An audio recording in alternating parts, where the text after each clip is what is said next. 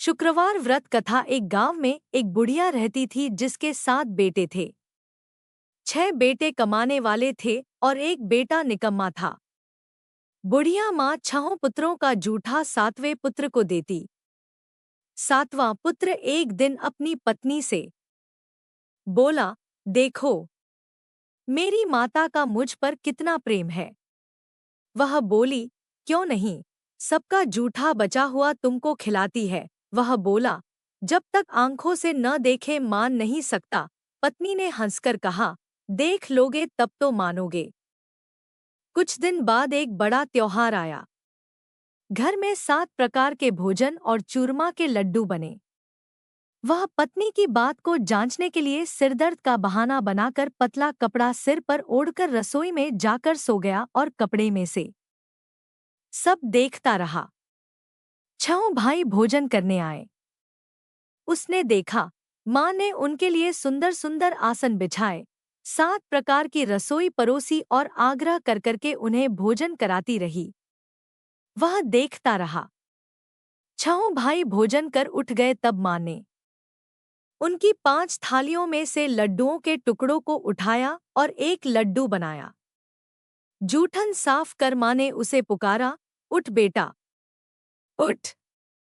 तेरे भाइयों ने भोजन कर लिया, तू भी उठकर भोजन कर ले। उसने कहा, माँ, मुझे भोजन नहीं करना, मैं परदेश जा रहा हूँ। माता ने कहा, कल जाना हो तो आज ही जा। वह बोला, हाँ हाँ, जा रहा हूँ। यह कहकर वह घर से निकल गया। चलते समय उसे पत्नी की याद आई। वह गौशाला में कंडे थाप रही थी। वहां जाकर वह बोला, मेरे पास तो कुछ नहीं है। यह अंगूठी है, सो ले लो और अपनी कोई निशानी मुझे दे दो। वह बोली, मेरे पास क्या है, यह गोबर भरा हाथ है। यह कहकर पत्नी ने उसकी पीठ पर गोबर के हाथ की थाप मार दी। वह चल दिया। चलते चलते दूर देश में पहुंचा। वहां एक साहूकार की दुकान थी। वहां जाकर बोला, सेठ जी, मुझे नौकरी पर रख लो। साहूकार को नौकर की सख्त जरूरत थी। साहूकार ने कहा, काम देखकर तनख्वाह मिलेगी। उसने कहा, सेठ जी जैसा आप ठीक समझें। उसे साहूकार के यहाँ नौकरी मिल गई। वह वहां दिन रात काम करने लगा।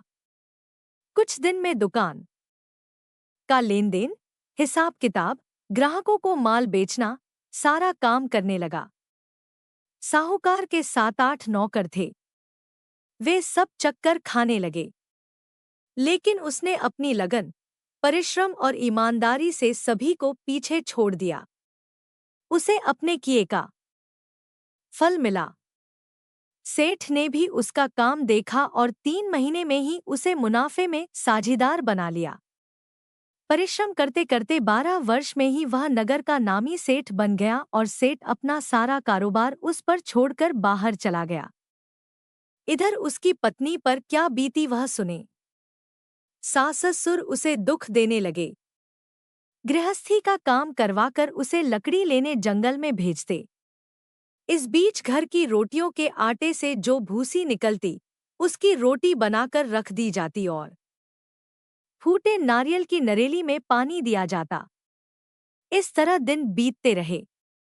एक दिन वह जब जंगल में लकड़ी लेने जा नहीं थी तब उसे रास्ते में बहुत सी स्त्रियां संतोषी माता का व्रत करती दिखाई दी। यह वहां खड़ी होकर पूछने लगी, बहनों, यह तुम किस देवता का व्रत करती हो और इसके करने से क्या फल होता है? इस व्रत के करने की क्या विधि है? यदि तुम अपने इस व्रत का विधान मुझे समझाकर कहोगी तो मैं तुम्हारा बड़ा एहसान मानूंगी। उनमें से एक स्त्री बोली, सुनो, यह संतोषी माता का व्रत है। इसके करने से निर्धनता, दरिद्रता का नाश होता है, लक्ष्मी आती है, मन की चिंताएं दूर होती है, मन को प्रसन्नता और शांति मिलती है, निपुति को पुत्र मिलता है, प्रीतम बाहर गया हो तो वह शीघ्र लौट आता है, कुंवारी कन्या को मन पसंद वर मिलता है, चलता मुकदमा खत्म हो जाता है, कलह क्लेश की निवृत्ति हो, मुख शांति होती है, घर में धन जमा हो, धन जायदाद का लाभ होता है तथा और भी मन में जो कुछ कामना हो सब संतोषी माता की कृपा से पूरी हो जाती है। इसमें संदेह नहीं। वह पूछने लगी, यह व्रत कैसे किया जाता है? यह भी बताओ तो बड़ी कृपा होगी। वह स्त्री कहने लगी, बिना परेशानी, श्रद्धा और प्रेम से जितना भी बन सके प्रसाद लेना। 5.25 से 5.25 आने तथा इससे भी ज्यादा शक्ति और भक्ति के अनुसार गुड़ और चना लें। हर शुक्रवार को निराहार रहकर कथा कहना, सुनना। इसके बीच कम नहीं टूटे। लगातार नियम पालन के करना। सुनने वाला कोई न मिले तो घी का दीपक जलाकर उसके आगे जल के पात्र को रख कथा कहना, परंतु नियम टूटे जब तक कार्य सिद्ध न हो। नियम पालन करना और कार्य सिद्ध हो जाने पर व्रत का उद्यापन करना। 3 मास में माता पूरा फल प्रदान करती है। यदि किसी के ग्रह खोटे हैं भी तो माता 1 वर्ष में अवश्य उनको अनुकूल करती है। कार्य सिद्ध होने पर ही उद्यापन करना चाहिए, बीच में नहीं। उद्यापन में 2.5 सेर आटे का खाजा तथा इसी अनुसार खीर तथा चने का साग बनाना।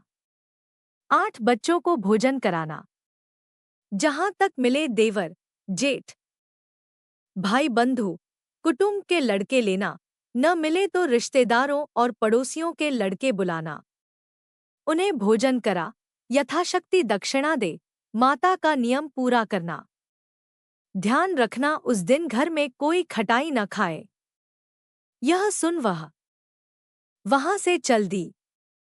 रास्ते में लकड़ी के बोझ को बेच दिया और उन पैसों में गुड़ चना ले माता के व्रत की तैयारी कर आगे चली।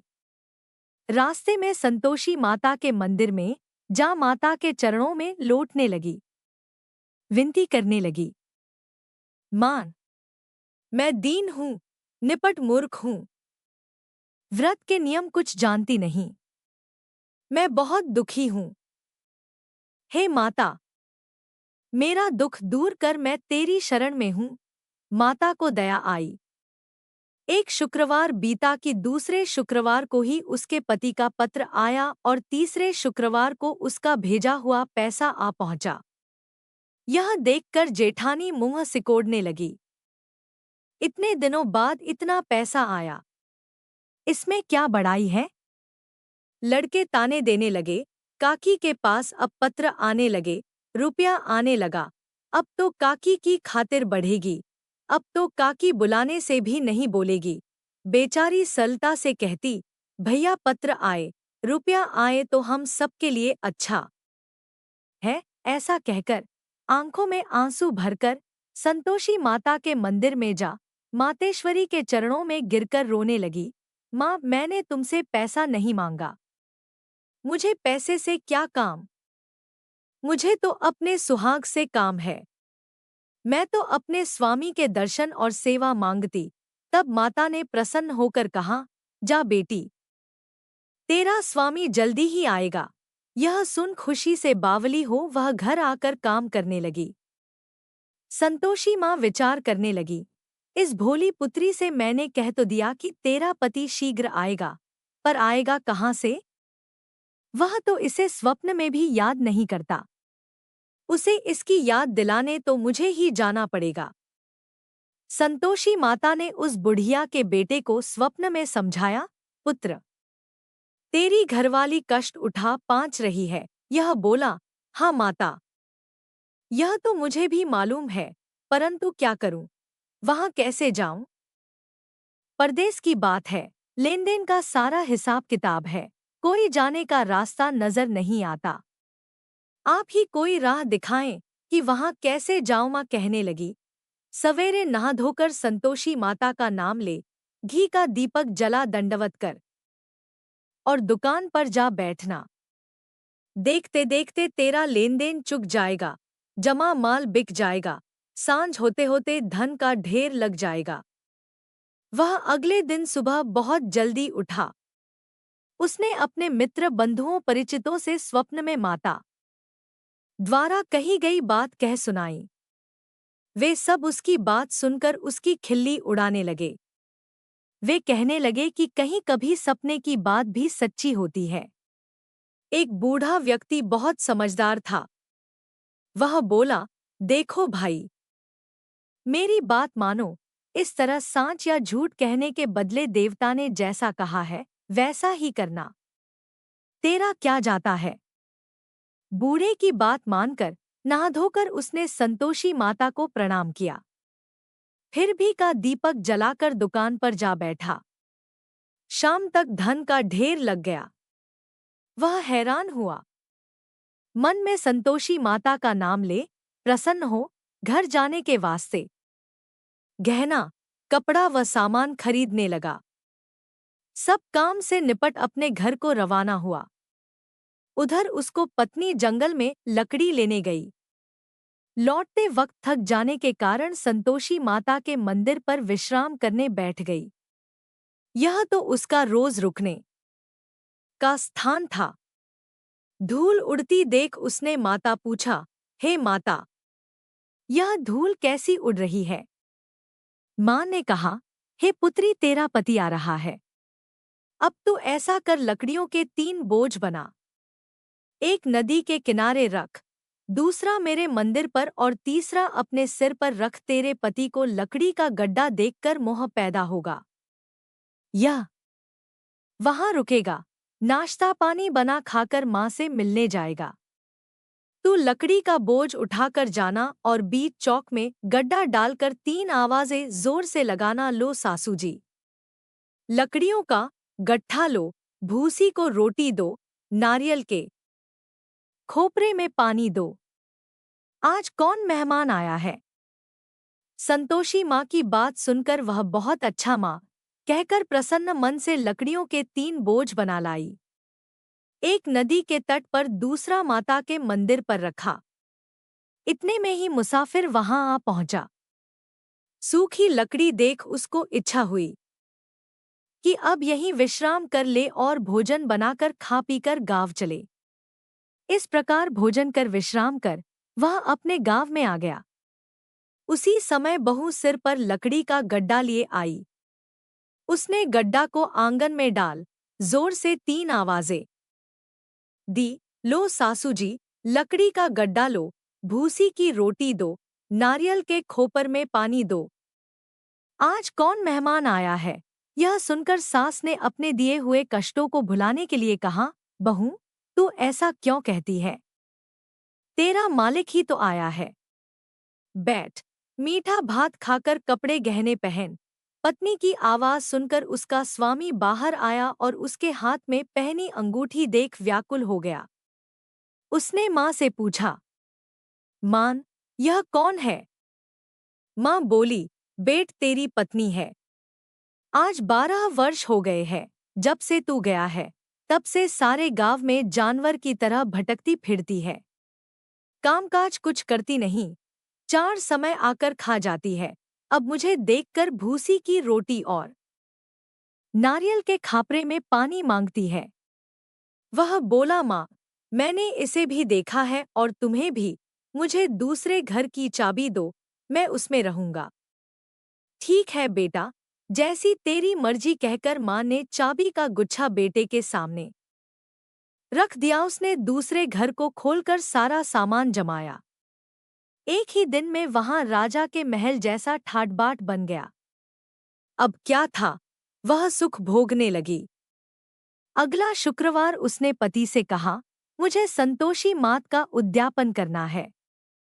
पति बोला, बहुत अच्छा, खुशी से कर लो। वह उद्यापन की तैयारी करने लगी। जेठ के लड़कों को भोजन के लिए कहने गई।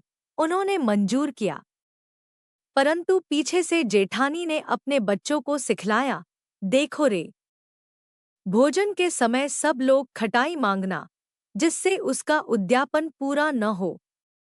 लड़के भोजन करने आए। खीर पेट भरकर खाई, परंतु बात याद आते ही कहने लगे, हमें कुछ खटाई खाने को दो, खीर खाना हमें भाता नहीं, देखकर अरुचि होती। लड़के उठ खड़े हुए, बोले, पैसे लाओ। भोली बहू कुछ जानती न थी, उसने उन्हें पैसे दे दिए। लड़कों ने बाजार जाकर उन पैसों से इमली खरीदी और खाई। यह देखकर बहू पर माता जी ने कोप किया। राजा के दूत उसके पति को पकड़कर ले गए। अब सब मालूम हो जाएगा। जब जेल की रोटी खाएगा।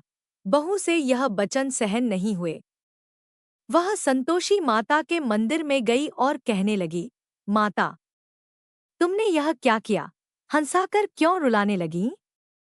माता बोली, पुत्री, तूने मेरा व्रत भंग किया है।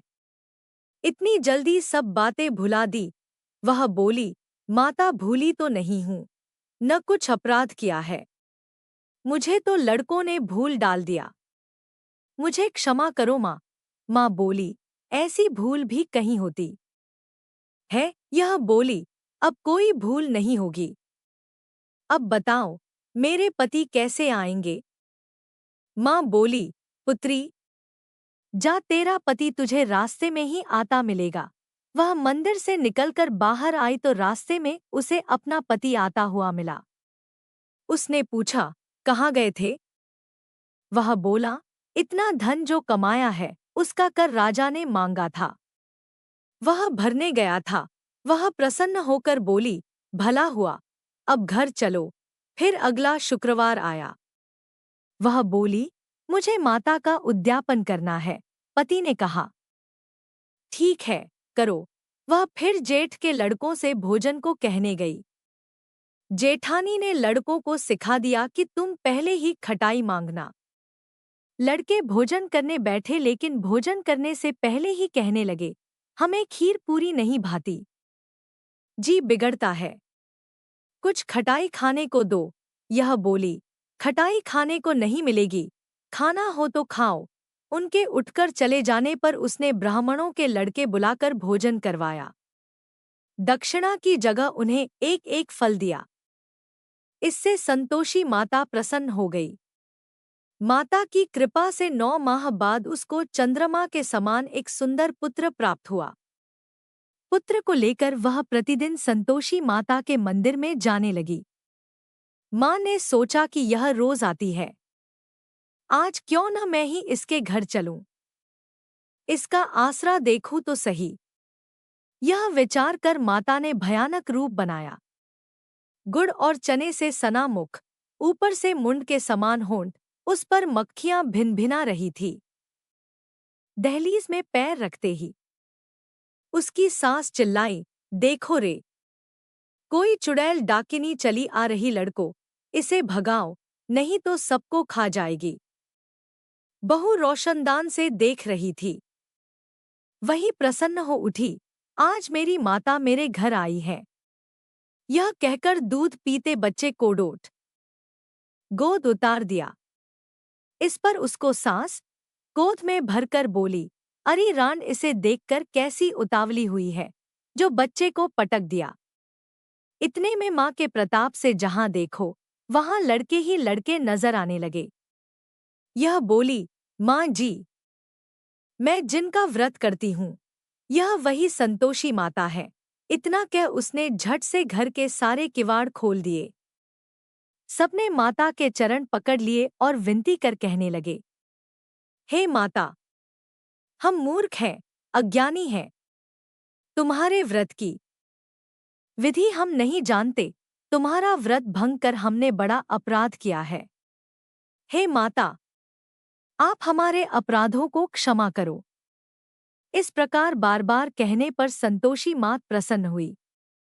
इसके बाद उसकी सास कहने लगी, हे संतोषी माता, आपने बहू को जैसा फल दिया वैसा सबको देना। जो यह कथा सुने या पढ़े उसका मनोरथ पूर्ण हो। आरती जय संतोषी माता, मैया जय संतोषी माता। अपने सेवक जन की सुख संपत्ति दाता जय संतोषी माता, मैया जय। संतोषी माता सुंदर चीर सुनहरी, माँ धारण कीन हो। हीरा पन्ना दमके, तन श्रृंगार लीन हो जय संतोषी माता, मैया जय संतोषी माता। गेरू लाल छटा छबी, बदन कमल सोहे। मंद हंसत करुणामयी त्रिभुवन जन मोहे। जय संतोषी माता मैया जय संतोषी माता स्वर्ण सिंहासन बैठी चंवर दुरे प्यारे। धूप दीप मधु मेवा भोज धरे न्यारे जय संतोषी माता मैया जय संतोषी माता गुड़ अरु चना परम प्रिय तामे संतोष कियो। संतोषी कहलाई भक्तन वैभव दियो जय संतोषी माता मैया जय संतोषी माता शुक्रवार प्रिय मानत आज दिवस सोही। भक्त मंडली छाई कथा सुनत मोही जय संतोषी माता मैया जय संतोषी माता मंदिर जगमग ज्योति मंगल ध्वनि छाई। विनय करें हम सेवक चरणन सिर नाई जय संतोषी माता मैया जय संतोषी माता भक्ति भाव में पूजा अंगीकृत कीजय। जो मन बसे हमारे इच्छित फल दीजय जय संतोषी माता मैया जय संतोषी माता दुखी दारिद्री रोगी संकट मुक्त किए। बहु धन धान्य भरे घर सुख सौभाग्य दिए जय संतोषी माता मैया जय संतोषी माता ध्यान धरे जो तेरा वांछित फल पायो। पूजा कथा श्रवण कर घर आनंद आयो जय संतोषी माता मैया जय संतोषी माता चरण गहे की लज्जा रखियो जगदम्बे। संकट तू ही निवारे दया में अम्बे जय संतोषी माता मैया जय संतोषी माता संतोषी माता की आरती जो कोई जन गावे। रिद्धि सिद्धि सुख संपत्ति जी भर के पावे जय संतोषी माता मैया जय संतोषी माता। अपने सेवक जन की सुख संपत्ति दाता प्रेम से बोलिए संतोषी माता की जय।